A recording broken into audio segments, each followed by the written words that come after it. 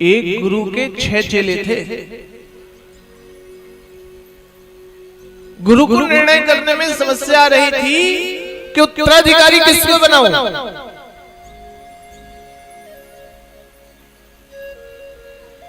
गुरु ने अपने 6 चेलों को बुलाया और सबको एक एक चने का दाना दे दिया। एक एक चने का दाना,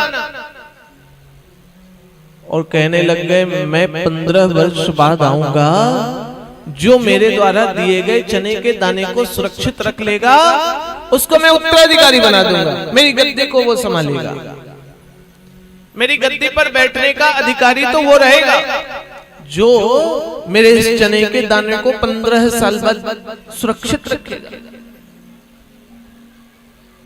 एक चेले ने तो टिफिन में बंद कर दिया और एक चेले ने तो सोने की ताबीज बनाई उसमें डाल दिया। एक सक्षम कम था तो चांदी के बर्तन, चांदी की ताबीज बना करके रख दिया। एक ने कपड़े में लपेट कर रख दिया और एक चेला कम पढ़ा लिखा था, उसने उसको जमीन में गाड़ दिया। 15 वर्ष बाद जब गुरुदेव आए, गुरुदेव ने कहा मेरा सामान कहाँ है जो 15 वर्ष पहले हमने तुमको दिया था। तो जिसने टिफिन में रखा था ना, उसने टिफिन खोला तो वो मैदा बन चुका था, और जिसने सोने की ताबीज में रखा था उसने खोला तो वो भी अंदर से सड़ चुका था। चांदी वाले का भी यही हाल था, कपड़े में लपेटने वाले की भी यही गति थी।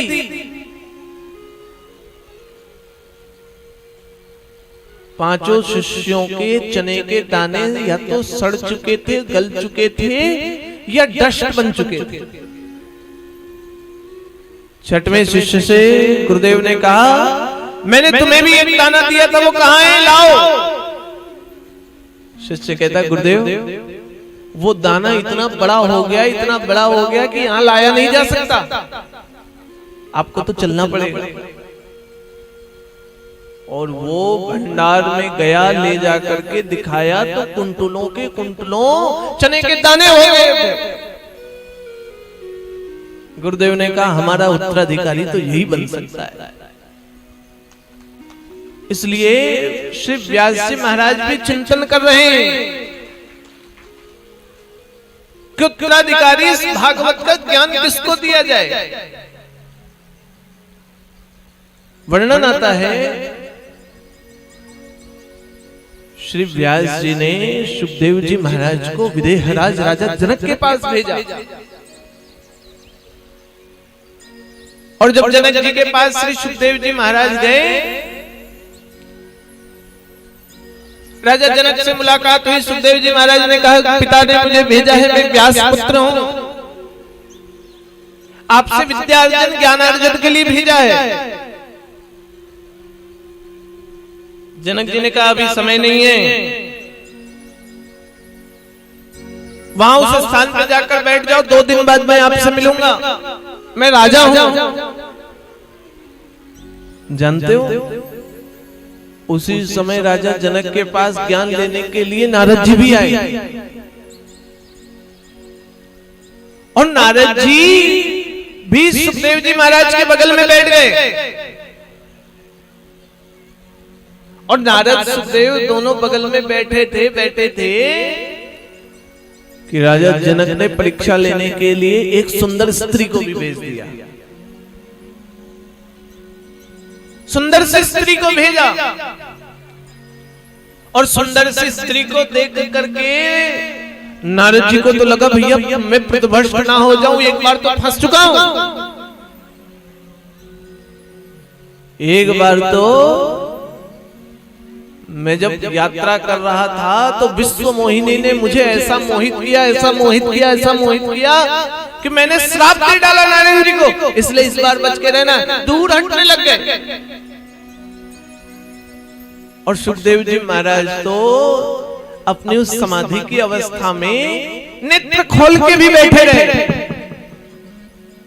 राजा जनक जी आए, राजा जनक ने देखा, अरे नारद तो दूर भाग गए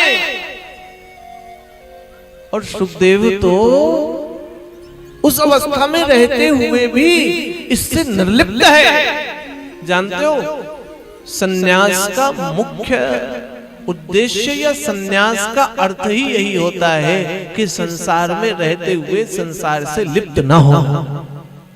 इसी को श्रेष्ठ सन्यास माना गया है। यद्यपि हम लोगों को तो ऐसा लगता है कि सन्यास तो पलायन का नाम है,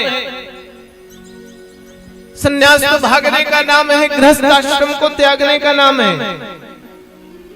लेकिन गृहस्थों के बीच में रहते हुए भी ठीक ठाक से रहना ये सन्यास है। जैसे 32 दांतों के बीच में जिह्वा,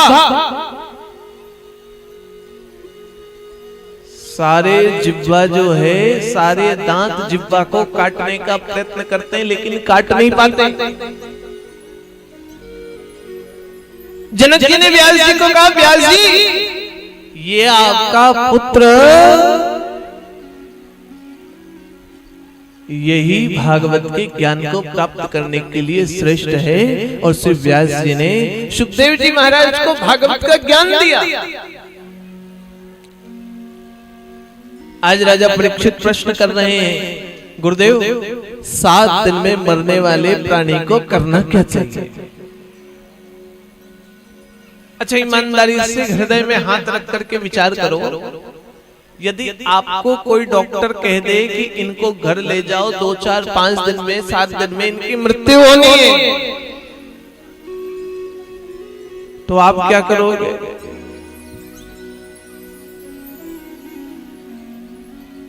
आप में से कुछ लोग तो कहेंगे, फोन लगा दो मेरी बेटी को,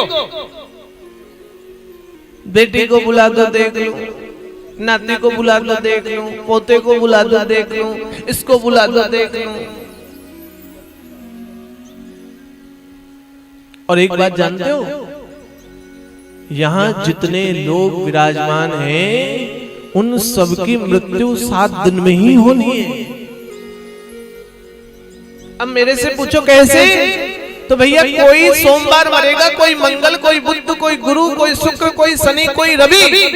भगवान ने इन 7 दिनों के अतिरिक्त एक भी बार ऐसा नहीं बनाया जो आपके लिए हो। प्रत्येक मनुष्य की मृत्यु, इस जगत में जन्म लेने वाले प्रत्येक जीव की मृत्यु भगवान ने 7 दिन में ही निर्धारित की है। इसलिए सुखदेव जी महाराज कह रहे हैं,